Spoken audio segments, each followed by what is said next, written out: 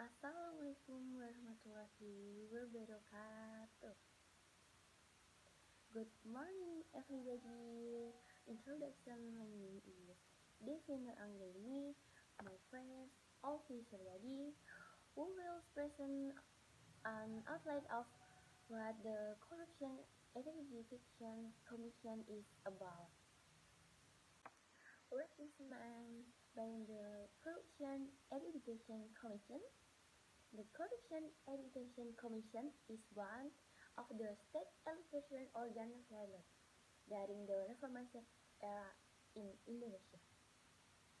This institution was formed as part of the Corruption Eradication Agenda, which is one of the most important agenda for government reformers in Indonesia.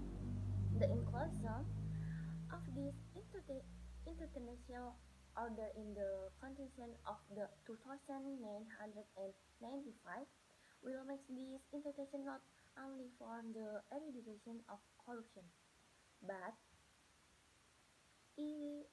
as the backbone of good governance and the same time avoiding politics code that always wants to make country and authority.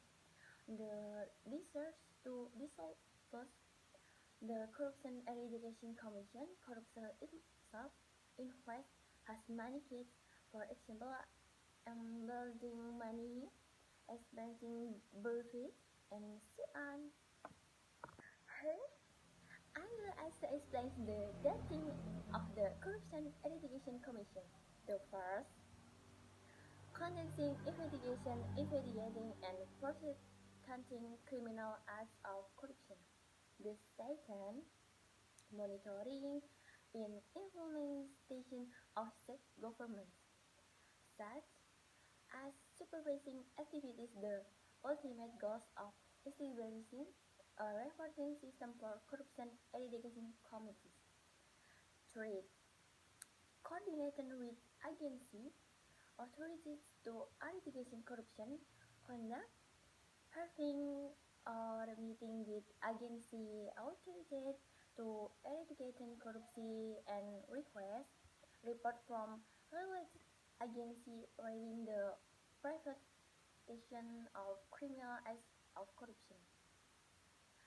The fourth, taking steps to prevent corruption, and finally, supervision of institution authorities to eradicate criminal acts of corruption. Okay, I will be continue a presentation about KPK.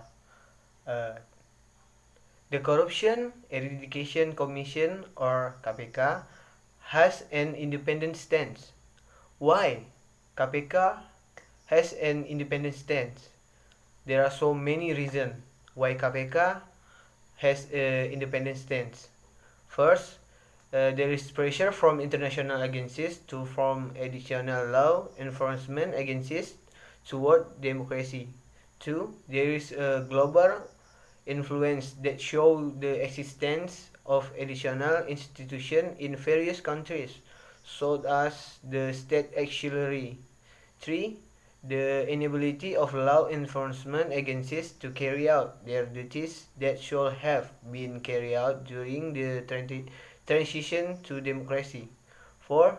Law enforcement agencies are not independent because they are subject to curtailed power. And 5. The low credibility of law enforcement agencies is a result. There are assumptions and evidence regarding difficult corruption, crimes, eradicate and have take a root. Okay, next. Strengthening the Corruption Eradication Commission institution in 1945 Constitution. Independent State Commission is a state organ which are idealized to be independent and therefore outside the branches of executive power, legislative, and judiciary. Corruption Eradication Commission as a state auxiliary organ which is not regulated in the Constitution 1945. The expansion of the space for the Commission to eradicate corruption that is regulated in law should not only be at the statutory level, more precisely if it is included in the agenda of amendment to the 1945 Constitution. Okay, last example of corruption eradication commission in Indonesia. For example, Joko Hartono Tirto was legally and convincingly proven guilty of committing a criminal act of corruption together as the primary indictment. As an example, in the case of PT Asuransi Jiwasraya, Director of PT Maxima Integra Joko Hartono Tirto is being charged with life imprisonment and fine of 1 billion, a subsidiary of Sigmund in prison. Joko was proven to have committed corruption that cost the state 9,000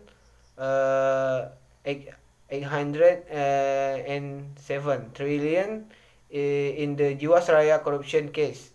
The corruption court judge state that the defendant Joko Hartono Tirto was legally and convincingly proven guilty of committing the crime of corruption together as the primary indictment. Okay, thanks for attention. That was a little explanation about KPK. Sorry for our mistake and Assalamualaikum warahmatullahi wabarakatuh.